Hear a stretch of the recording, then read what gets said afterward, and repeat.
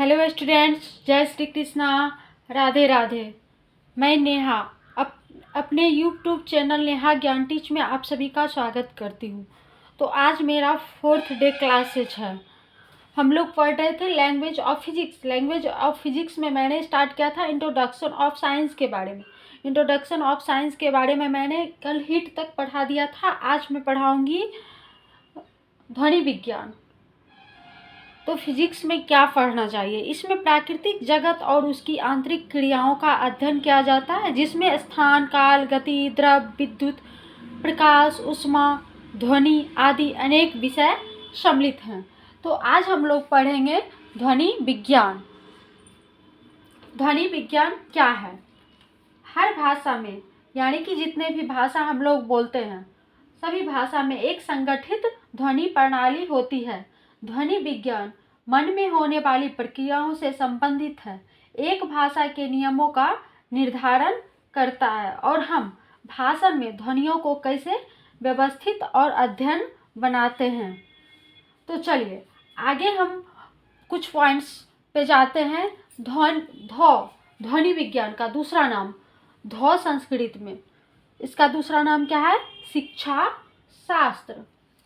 ध्वनि का एसआई मात्रक क्या होता है? Henry Rudolf Hertz. संक्षिप्त में इसको क्या कहते हैं? HJ, यानी कि हर्ट्ज। यह क्या है? आवृत्ति का इकाई है। ध्वनि मापने की इकाई डेसिबल डीबी से क्या करते हैं? इसको निरूपित करते हैं। ध्वनि विज्ञान की 3 मुख्य शाखाएं कौन कौन? उच्चारणात्मक स्वर्ण विज्ञान, भौतिक स्वर्ण विज्ञान, श्रवणात्मक स्वर्ण विज्ञान। ध्वनि विज्ञान की मुख्य शाखाएं कौन कौन हैं? उच्चारणात्मक स्वर्ण विज्ञान, भौतिक स्वर्ण विज्ञान, श्रवणात्मक स्वर्ण विज्ञान। चलिए आगे हम लोग का टॉपिक रहेगा ऑप्टिक्स, प्रकाशिकी। ऑप्टिक्स, प्रकाशिकी। तो हम लोग प्रकाशिकी के बारे में अध्ययन करते हैं। तो ऑप्टिक्स क्या है?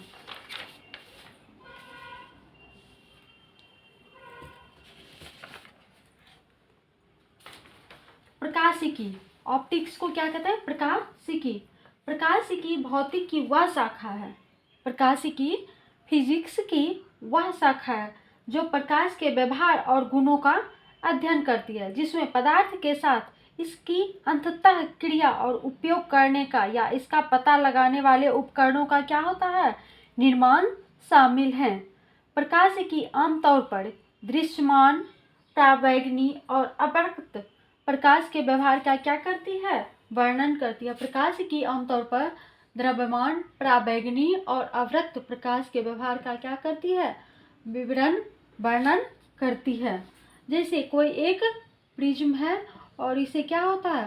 प्रकाश आर पार हो रहा है। तो प्रकाशिकी की 2 मुख्य शाखाएं हैं, भौतिक और ज्यामितीय। चलिए आगे हम लोग जानते हैं न्यूक्लियर फिजिक्स। आगे हम लोग जानते हैं न्यूक्लियर फिजिक्स के बारे में।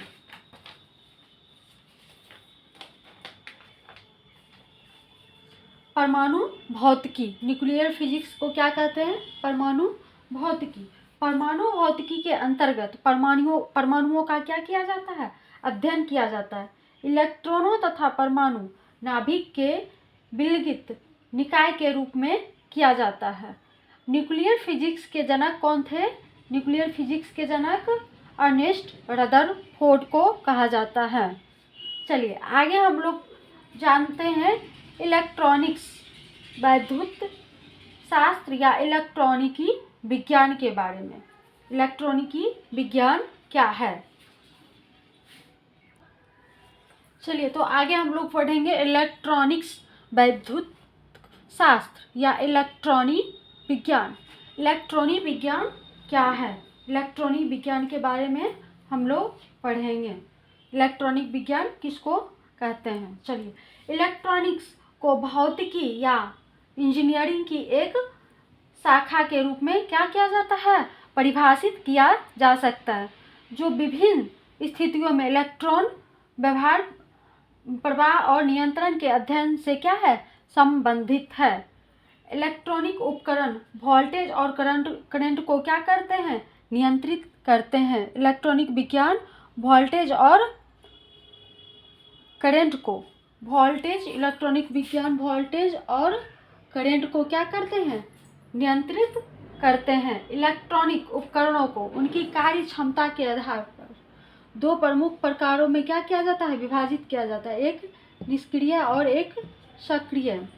चलिए आगे हम पढ़ते हैं क्वांटम मैकेनिक्स, क्वांटम यांत्रिकी के बारे में जानते हैं। क्वांटम यांत्रिकी क्या है? क्वांटम यांत्रिकी भौतिक विज्ञान में एक परिकल्पना है जो परमाणुओं और उप परमाणु कणों के आकार पर प्रकृति के वास्तविक गुणों का क्या करती है, चित्रण करती है। वो क्या कहलाती है, क्वांटम यांत्रिकी।